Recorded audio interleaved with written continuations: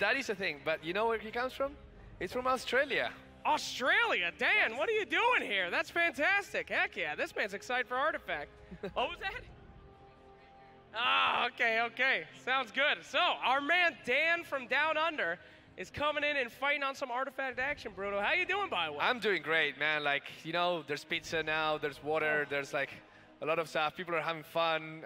People just, you know, they come and they come back again and they come back again. People in the line are excited, talking to some of the devs. It's a good day. Yeah, it is a good day. It's a nerd paradise. There's pizza, and there's Artifact, and there's devs. It's all anyone's ever wanted. Well, let's take a look at these two decks here, Bruno. Looks like we've got that fantastic aggro deck coming out for SUNSFan, and what I refer to as the Bristleback or the Keith the Bold deck. The Keith the Bold deck. Yeah. That's right. He's the main guy I look for on this deck, Bruno. Every single time. He's like one spell away from being Axe. He really is. Give the Bold, you give him Fighting Instinct, he becomes Axe. Me and Fwash have been calling him the Axe cosplayer. He looks almost like it. Oh, very good. Anyway, ooh, we got some action out here already. Look at that. Just straight away, the Tower Barrage, killing the creeps, making sure that all the creeps killed are dead, kills that Necrophos too, that Luna survived. How important it is for Luna to have that 8 health, right? Like, all these blue heroes tend to be pretty weak, like 5 health, 6 health. Luna, 3-8, good body, and also... good body, great body, I gotta say. I want to take that back. No, don't. But what you're trying to say is that there's a lot of variance in these cards. Sometimes people just say, the red cards are all like this, the blue cards are all like this. There's a couple of flex picks. Luna's one of them. She has a pretty high health pool for being a blue card, and she sure still does 3 damage, but she's a little bit tankier than you're used to. Great body, too. Great body. One of the best. So shout out. Positions here. Yeah. They're putting the Zeus over with that Bristleback. That Bristleback, it goes unblocked, which is great, right? You want to put the 8 damage to a tower, especially when the when the champion only has 30 health. Here comes the Fighting Instinct, which we won't be seeing this turn. Thank you. It's only 4. I appreciate you announcing when Fighting Instinct has arrived. That's really great. He's like, look at him. Is that arrow going through his torso from the back? Oh yeah, it's a really long arrow. Holy moly, he's taking it. He cares not. Better late than never in this single lane. Just, you know, 3 mana, put a 2/4 creep, just block that Bristleback. That Bristleback won't be getting any armor because killing creeps does not give him armor. That Baron Brawler only triggers if you are killing heroes, but also keeping his tower at a healthy 30 health. Now, our challenger does have Cunning Plan. He could potentially move that Bristleback into a position, but he's actually going to go for new orders. And, you know, I don't think that's too bad of a deal there. It's interesting because that new order, if, together with the Tower Barrage, will ensure that Jamui the Wise will die.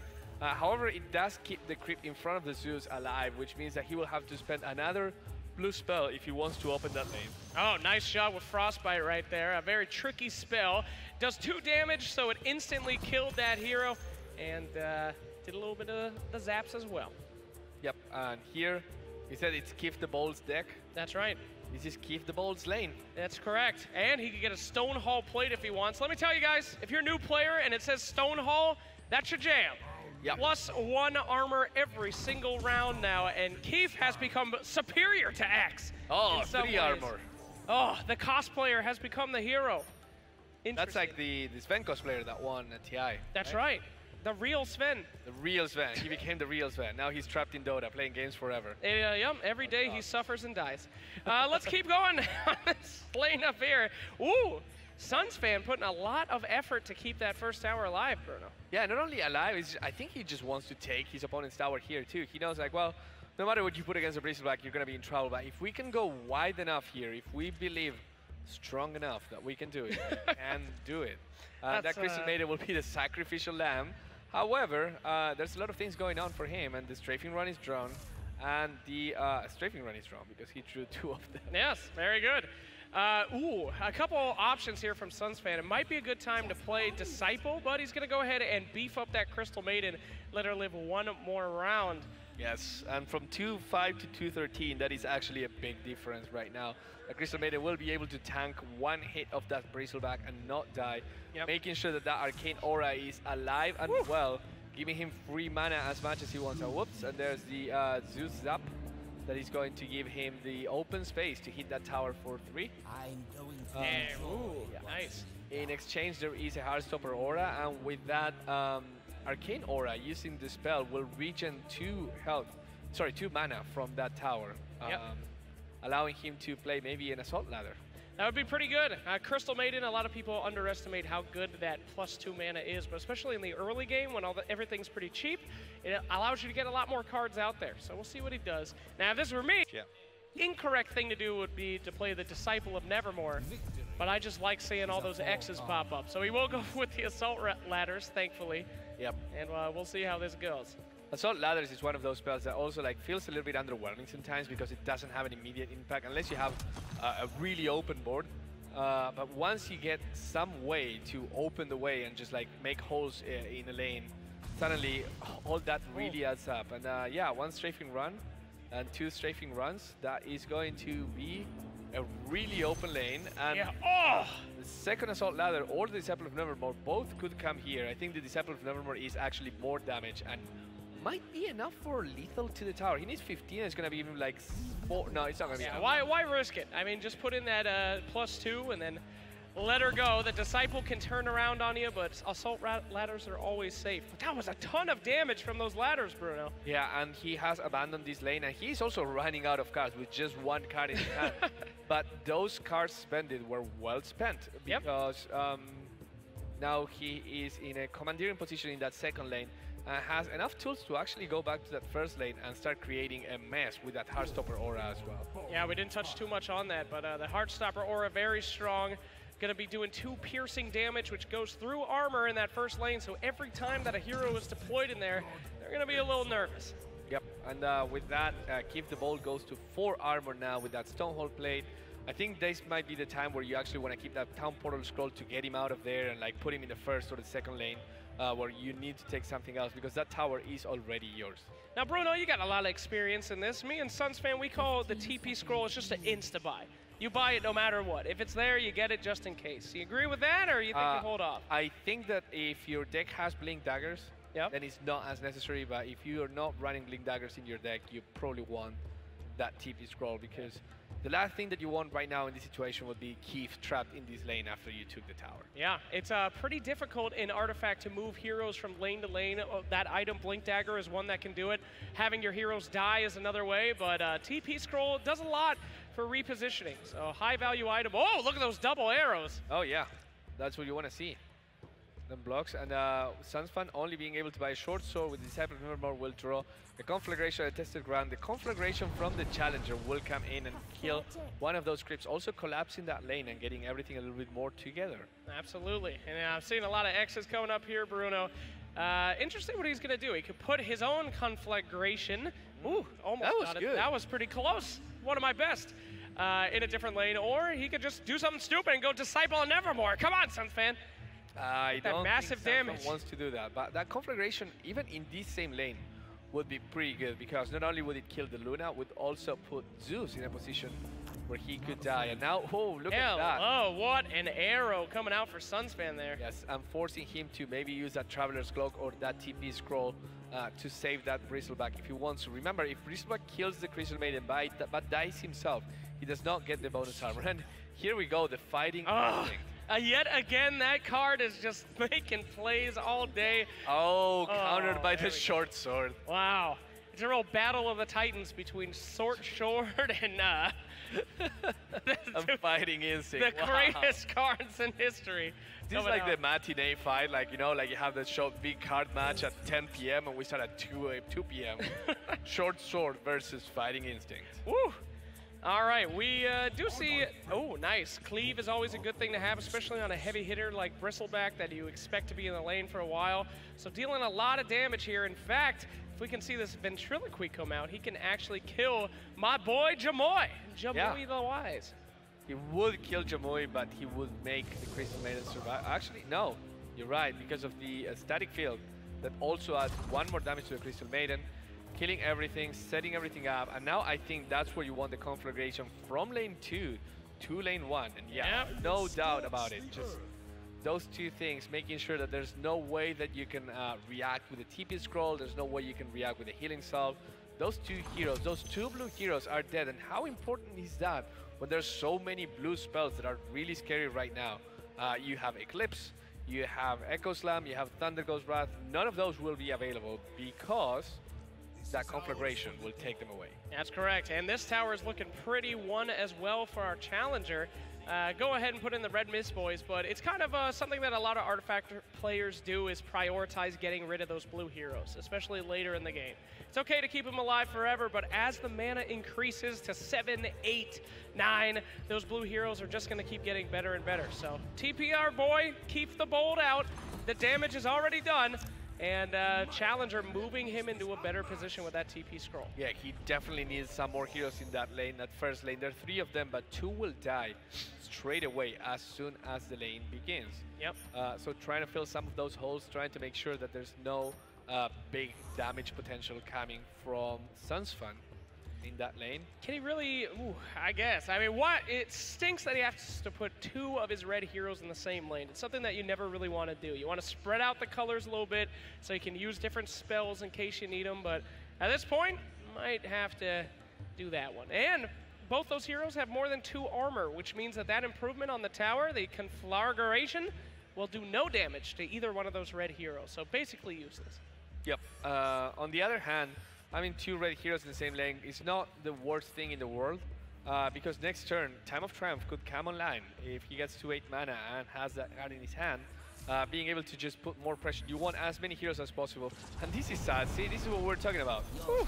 These 2 Eclipses would have been fantastic, but they aren't because there's no blue heroes anymore. That wasn't sad, I loved it. Anything that gets a little bit of pain for our challenger. Let the winners keep winning, I always say. So we're seeing some massive damage coming out. Challenger is just hitting up that tower, but those 2, Dan from down under. Anything that our boy can do here? Ow, interesting. Oh, wow. That's not good. That's kind of suicidal. Well, that's good, though. He wants to get rid of that Necrophos, huh? Maybe he's just completely abandoning this lane, SUNSFan. Yeah, could be. Just going all in on that second lane. That is a possibility. It stinks to have to give up a hero like the Disciple, though, to hopefully I'm remembering that name correctly. Yeah, he can see if he wants to, he can play a Thunder Ghost Wrath, just killing the Bristleback. He might want to save that for a better time. Nope, he decides to go for it. Why not? Does the Bristleback, puts the Earthshaker at 1 health, and also clears the space of the Crypt in front of the Zeus. That will be 23 damage into this tower. Pretty much enough to expose the Ancient. Oh, man. But an Ancient is grabbed by our competitor as well here. Nothing that SUNSFan can do. Again, if you don't have heroes in a lane, you can't cast any spells. So SUNSFan has free... Oh, Challenger, excuse me. Has free reign here to take his own Ancient. And it all comes down to that first lane. This feels like a long time coming. Destroying this tower took way longer than the Challenger expected. And not only that, he lost all of his Red Mist Pillagers because they were blocked by Crypts. Yep. Those Crypts trade even, and those Red Mist Pillagers do not reproduce if they don't survive at the end of combat. So, ooh. Very, very good secret shop purchase there by SUNSFan. He gets himself a Shiva's Guard. Ooh, that's going to be clutch. Yep, very good stuff. What that one does, guys, is it has a little bit of armor, but it has an active ability that has -2 on a 3-person AoE. So all those guys are modified. And again, modified means forever. They will forevermore have -2 attack. Yes. So, pretty good. Pretty good, indeed. And Eclipse, not a fantastic spell to cast if you have no blue heroes in the lane. Time of Triumph, again, you probably want more heroes than just 1 to cast it, so Shiva's Guard will come for Jamui, giving him the 2 armor and also the possibility to make everything in front of him much, much weaker. Yep. Although it is still a problem that 5 armor, I don't know what he has that can really pierce that except for a couple of spells.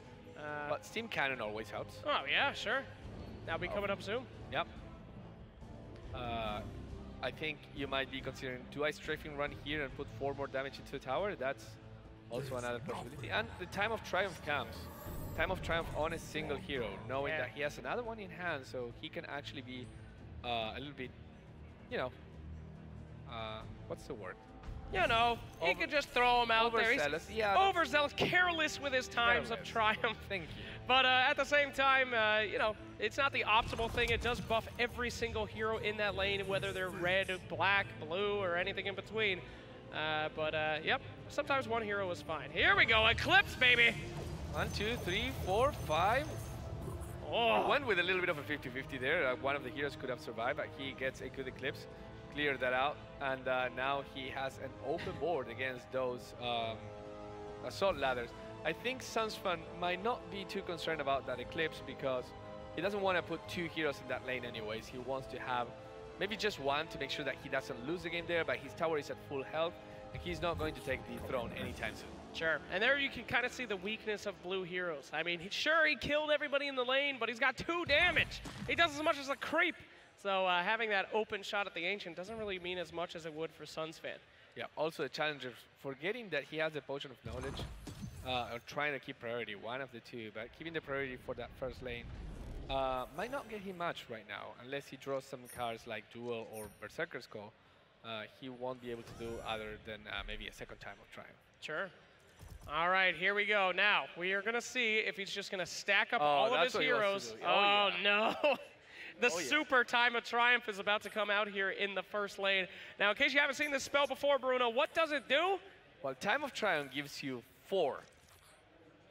Of everything? Yes. Yes. Gives you 4. Your entire life is forward. Gives you 4 attack, 4 armor, 4 health, 4 cleave, 4 retaliate, 4 siege, forever. Forever. And yeah, it is a extremely deadly skill that we'll be seeing here. I'm not sure our challenger has too much that he could possibly do here. He can maybe kill off, no. You mean SUNSFan? Yeah, sorry. SUNSFan. Yeah, and Steam Cannon could threaten the Zeus or the Luna, but the plus 4 health that they will get from Time of Triumph will directly counteract that Steam Cannon. And even if he managed to block everything here, the 4 siege from every single one of these heroes would make it so that it's still 16 damage going to the tower. And here comes the 4 hero time. This is like Power Rangers here, right? Hello. Oh, baby.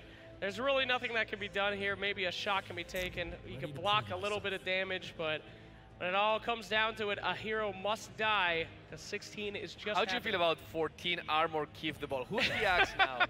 Who is the axe now? That is the biggest boy I have ever seen. He's going to go ahead and kill Crystal Maiden. She should suffer. This is somebody's fault. And SUNSFan, a very rare defeat here by Dan from Down Under. Well done, sir. But oh wait, they're gonna posture for a little bit. Excuse me, there. And there we go. Well done with a double Time of Triumph, Dan. There we go. Dan, get over here. We got an interview to do. Yeah, with absolutely. You. Right here. Sir. How you doing? Oh, I'm doing so good. How are you? Hold that microphone right here, dog. Still shaking. Our newest champions of Artifact. One of the first pro Artifact players out there in this grand world. Dan from Down Under makes the his best way. Australian player in the world. That is the #1. This is the TI of Artifact, and he's already Anna. Incredible. Incredible stuff. Even if he managed to block everything here, the 4 siege from every single one of these heroes would make it so that it's still 16 damage going to the tower. And here comes the 4 hero time. This is like Power Rangers here, right? Hello. Oh, baby. There's really nothing that can be done here. Maybe a shot can be taken. You can block a little